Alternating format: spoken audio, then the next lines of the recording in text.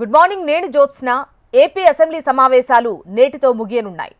Public affairs committee chairman కు ఇవాళ ఎన్నిక జరగనుంది. సభ జరుగుతుండగానే పీఏసీ చైర్మన్ ఎన్నిక కొనసాగుతుంది.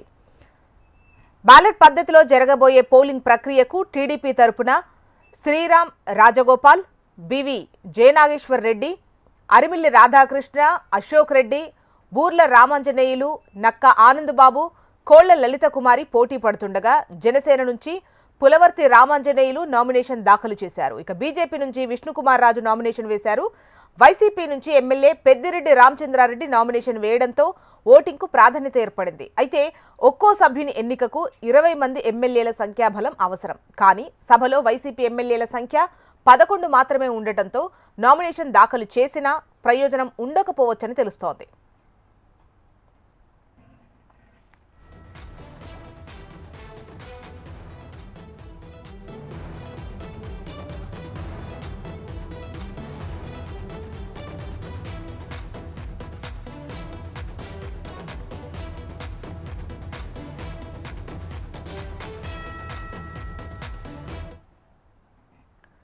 ఏపీ అసెంబ్లీ సమావేశాలు నేటితో ముగుస్తాయి. అయితే పబ్లిక్ అఫైర్స్ కమిటీ చైర్మన్ కు ఇవాళ ఎన్నిక ఉంటుంది. సభ జరుగుతుండగానే పీఏసీ చైర్మన్ ఎన్నిక కొనసాగనుంది. బ్యాలెట్ పద్ధతిలో జరగబోయే పోలింగ్ ప్రక్రియకు టీడీపీ తరపున శ్రీరామ్ రాజగోపాల్, బివి జయనాగేశ్వర్ రెడ్డి, అరిమిల్లి రాధాకృష్ణ, అశోక్ రెడ్డి, బూర్ల రామాంజనేయులు, నక్క ఆనందబాబు, కోళ్ల లలిత కుమారి పోటీ పడుతుండగా జనసేన నుంచి పులవర్తి రామాంజనేయులు నామినేషన్ వేశారు. ఇక బీజేపీ నుంచి విష్ణుకుమార్ రాజు నామినేషన్ వేశారు.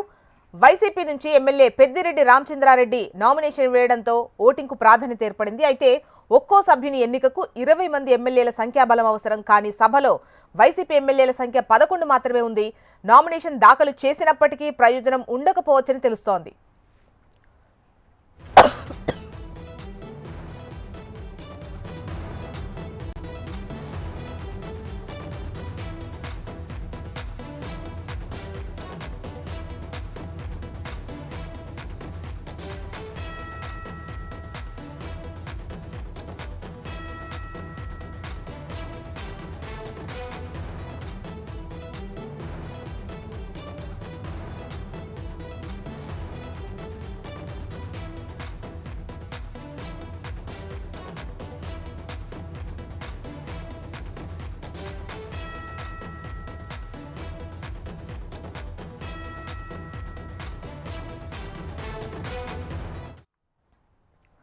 ఏపీ అసెంబ్లీ సమావేశాలు నేటితో ముగియనున్నాయి. అయితే పబ్లిక్ అఫైర్స్ కమిటీ చైర్మన్ కు ఇవాళ ఎన్నిక ఉంటుంది. వివరాలు మనకు కాంతి అందిస్తారు. కాంతి. జ్యోత్స్న, ఈ రోజు తోటి అసెంబ్లీ సమావేశాలు ముగుస్తాయి. ఏపీ బడ్జెట్ సమావేశాలు 2024కి సంబంధించి దాదాపుగా 10 రోజుల పాటు అసెంబ్లీ సమావేశాలు నిర్వహించింది. అయితే ఈరోజు పీఏసీ చైర్మన్ ఎన్నిక ఉంటుంది. అయితే దీనికి సంబంధించి అన్ని పార్టీలకి సంబంధించినటువంటి నాయకులు నామినేషన్ వేయడంతో ఈరోజు ఓటింగ్ నిర్వహించే అవకాశం కనిపిస్తూ ఉంది. ఓటింగ్ సంబంధించి ఇప్పటికే వైసీపీ తరపు నుంచి పెద్దిరెడ్డి రామచంద్రారెడ్డి నామినేషన్ వేశారు. అలాగే జనసేన నుంచి, బీజేపీ నుంచి, అలాగే టీడీపీ నుంచి కూడా నామినేషన్లు అయితే దాఖలయ్యాయి. అయితే వైసీపీకి బలం లేని కారణంగా, అసెంబ్లీలో బలం లేని కారణంగా దాదాపుగా పీఏసీ చైర్మన్ ఎన్నికలో 18 ఓట్లు వస్తేనే ఈ ఏదైతే ఎన్నిక పీఏసీ చైర్మన్ హోదా అనేది వస్తుంది. అయితే 11 మంది మాత్రమే ఎమ్మెల్యేలు ఉండడంతో వైసీపీకి అవకాశం దక్కే ఛాన్స్ అయితే కనిపించడం లేదు. ఇక జనసేన నుంచి పులవర్తి రామాంజనేయులకు ఈ అవకాశం దక్కే ఛాన్స్ ఎక్కువగా కనిపిస్తూ ఉంది. ఎందుకంటే దాదాపుగా 21 మంది ఎమ్మెల్యేలు అసెంబ్లీలో జనసేన పార్టీకి ఉన్నారు. అయితే ప్రతిపక్ష హోదాకి సంబంధించినటువంటి విషయంలో ఇప్పుడు పీఏసీ చైర్మన్ ఎవరికి ఉంటే వారికే ప్రతిపక్ష హోదా అలాగే ఉంటుంది. ఈ నేపథ్యంలో దీనికి సంబంధించినటువంటి విషయంలో వైసీపీ అయితే పట్టుబట్టడం జరుగుతుంది.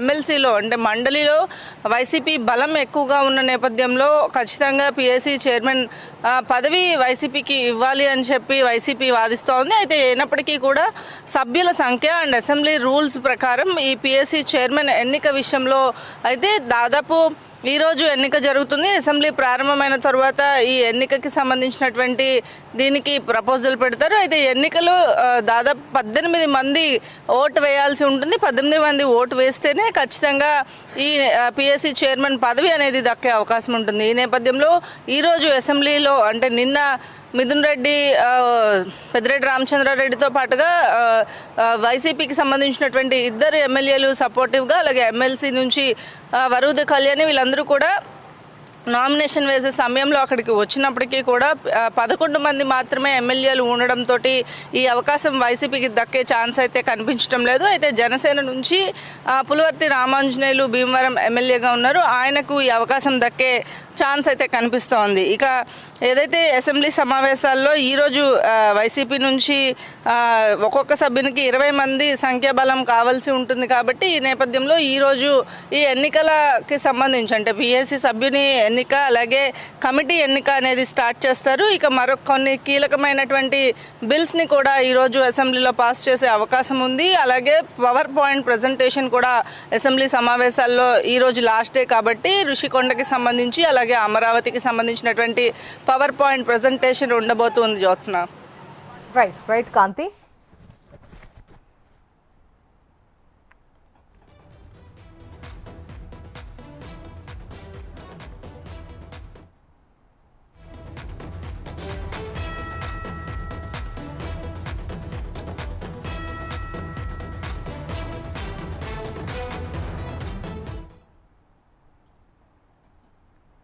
హైదరాబాద్లో రెండో రోజు రాష్ట్రపతి ముర్ము పర్యటన కొనసాగుతోంది. కాసేపట్లో లోక్ మంథన్ కార్యక్రమానికి ముర్ము హాజరవుతారు. అనంతరం పలు దేశాల ప్రతినిధులతో భేటీ అవుతారు. మధ్యాహ్నం హైదరాబాద్ నుంచి ఢిల్లీకి వెళ్లనున్నారు. రాష్ట్రపతి పర్యటన నేపథ్యంలో నగరంలో ట్రాఫిక్ ఆంక్షలు కొనసాగుతున్నాయి. రాజ్భవన్ నుంచి తాజ్ కృష్ణ రోడ్ వరకు ట్రాఫిక్ ఆంక్షలు విధించారు. Sagar society, Jubilee Hills, cable bridge, Panjagutta, Begumpet airport వరకు ఆంక్షలు కొనసాగుతాయి. ఈ ప్రాంతాల మీదుగా వెళ్లే వాహనదారులు ప్రత్యామ్నాయ మార్గాల్లో వెళ్లాలని ట్రాఫిక్ పోలీసులు సూచిస్తున్నారు.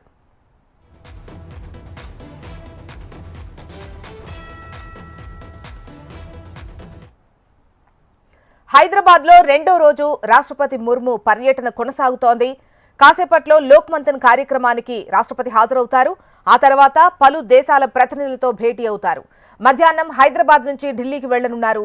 రాష్ట్రపతి పర్యటన నేపథ్యంలో నగరంలో ట్రాఫిక్ ఆంక్షలు కొనసాగుతున్నాయి. రాజ్భవన్ నుంచి తాజ్ కృష్ణ రోడ్ వరకు ట్రాఫిక్ ఆంక్షలు విధించారు. Sagar society, Jubilee Hills, cable bridge, Panjagutta, Begumpet airport వరకు ఆంక్షలు కొనసాగుతున్నాయి. ఈ ప్రాంతాల మీదుగా వెళ్లే వాహనదారులు ప్రత్యామ్నాయ మార్గాల్లో వెళ్లాలని ట్రాఫిక్ పోలీసులు సూచిస్తున్నారు.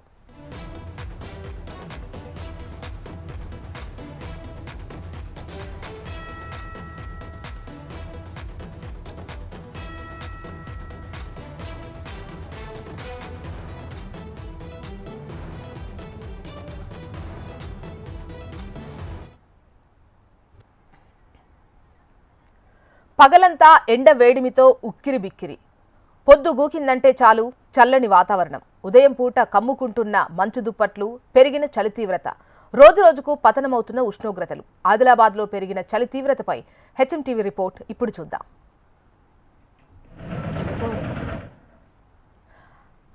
ఆదిలాబాద్ జిల్లా పేరు చెప్పగానే గుర్తుకొచ్చేది అడవులు, వర్షాకాలంలో భారీగా కురిసే వర్షాలు, ఎండాకాలంలో ఎండ తీవ్రతతో నిప్పుల కొలిమిని తలిపించే వేడిమి. అదే శీతాకాలంలో 2 తెలుగు రాష్ట్రాల్లోనే అత్యల్ప ఉష్ణోగ్రతలు నమోదవ్వడం. ఇలా ఏ కాలానికి ఆ వాతావరణం ప్రత్యేకంగా ఉండి ఒక్కోసారి వాతావరణ మార్పులతో విచిత్రమైన పరిస్థితి ఎదుర్కొంటున్నారు. అయితే నిన్న మొన్నటి వరకు రాత్రి 24 నుంచి 27 డిగ్రీల మధ్య సాధారణ ఉష్ణోగ్రతలు నమోదు కాగా 3 రోజులుగా వాతావరణంలో ఒక్కసారిగా మార్పు వచ్చింది. ఉత్తరాది నుంచి వీస్తున్న శీతల గాలులతో పాటు సాయంత్రం అయిందంటే చాలు 11 డిగ్రీల అత్యల్ప ఉష్ణోగ్రతలు నమోదవుతున్నాయి. రాత్రి కొమరంభీం, ఆసిఫాబాద్ జిల్లాలో 9.9 డిగ్రీలు, నిర్మల్ జిల్లాలో 11 డిగ్రీల అత్యల్ప ఉష్ణోగ్రత నమోదు కాగా ఆదిలాబాద్ జిల్లాలో 11.5 అత్యల్ప టెంపరేచర్ నమోదైంది. ఉట్నూరు ఏజెన్సీలోని కొన్ని మండలాల్లో 10 డిగ్రీల ఉష్ణోగ్రతలు నమోదయ్యాయి.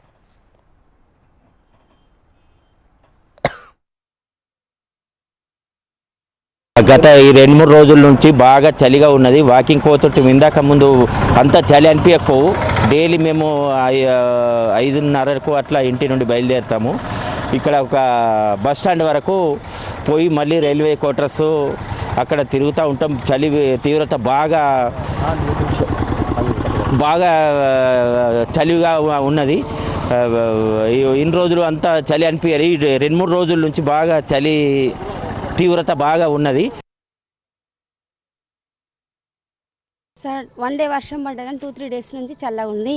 వాకింగ్ వెళ్ళే వాళ్ళకి కొంచెం కష్టం అవుతుంది సార్ వాతావరణం వల్ల. బయటకు వెళ్తే మొత్తం కూల్ ఉంది. ఈ రోజు కొంచెం మంచు తగ్గింది సార్. నిన్ననైతే అసలు మంచు బయటకు వెళ్ళరాలే. నైట్ కూడా 6-7 నుంచి స్టార్ట్ అయింది. 5 నుంచి స్టార్ట్ అయింది యాక్చువల్గా. 6-7 వరకు అయితే మొత్తం మబ్బు కమ్ముకపోయింది. ఏ వెహికల్స్ కూడా బయటకు వెళ్ళరాకుండా అయిపోయింది సార్. కొంచెం ఇబ్బంది ఉంటుంది కదా సార్. మంచు కప్పుకపోతుంది సార్. పిల్లలకు స్కూల్కి వెళ్ళాలన్నా కానీ ఒక్కొక్కసారి మళ్ళీ బిజినెస్ పర్పస్ కూడా వెళ్ళాలంటే కష్టమవుతుంది మాకు. వాకింగ్ ఈరోజు కొంచెం లేట్ అవుతుంది సార్ మాకు. లేకుంటే 5-10కి అట్లా వెళ్ళిపోతుంటుంది. వాళ్ళకు కీళ్ళ నొప్పులు, వాళ్ళకు మా నొప్పుల వల్ల వాళ్ళు కూడా బయటకు వెళ్ళలేకపోతున్నారు సార్. ఈ చలికి ఎక్కువ పెయిన్స్ కూడా ఎక్కువ అవుతాయి సార్. 1 డే వర్షం పడ్డా కానీ 2-3 డేస్ నుంచి రానున్న వచ్చే వారం రోజుల వరకు కూడా ఉష్ణోగ్రతలు మరింత పతనం కావచ్చని, ఉత్తరాది నుంచి చలిగాలుల తీవ్రత పెరిగే అవకాశం ఉన్నట్లు వాతావరణ అధికారులు అంచనా వేస్తున్నారు. ఒక్కసారిగా చలి తీవ్రత పెరిగిపోవడంతో రాత్రిపూట నలుగురు పోగైన చోట చలిమంటలు వేసుకునే దృశ్యాలు ఇప్పటికే కనిపిస్తున్నాయి. వేకువజామున కొన్ని ప్రాంతాల్లో పొగమంచు కూడా కమ్ముకుంటోంది. వేకువజామున 5 గంటల నుంచి ఉదయం 8 గంటల వరకు అటవీ ప్రాంత గ్రామాలు, రహదారులు, జాతీయ రహదారులపై మంచు పొగలు కమ్ముకోవడంతో ఆ సమయంలో వాహనాల రాకపోకలు సైతం నెమ్మదించాయి.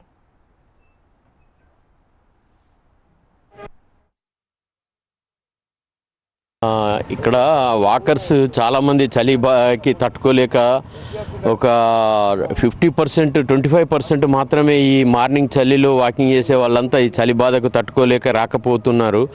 ఇక్కడ ఆదిలాబాద్లో ఎండలు, వానలు, చలి విపరీతంగా ఉంటుంది. ఏది చూసినా కూడా ఆదిలాబాద్లో చలి ఎక్కువనే, ఎండాకాలంలో ఎండ తీవ్రత కూడా ఎక్కువనే, ఇక వానాకాలంలో వర్షాలు కూడా అధికంగానే పడతాయి.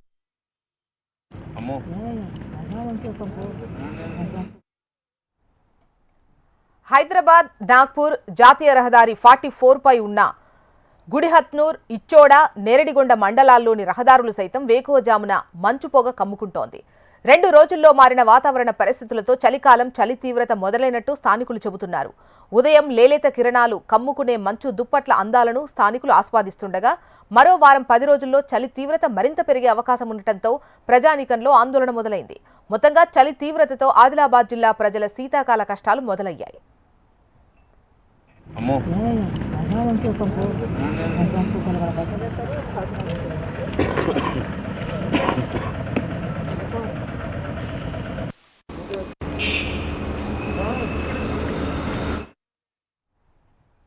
ఖమ్మంలోని మార్కెట్ యార్డ్లో మాజీ మంత్రి హరీష్ రావు పర్యటించారు. ప్రస్తుతం మీడియాతో మాట్లాడుతున్నారు. లైవ్ ద్వారా చూద్దాం.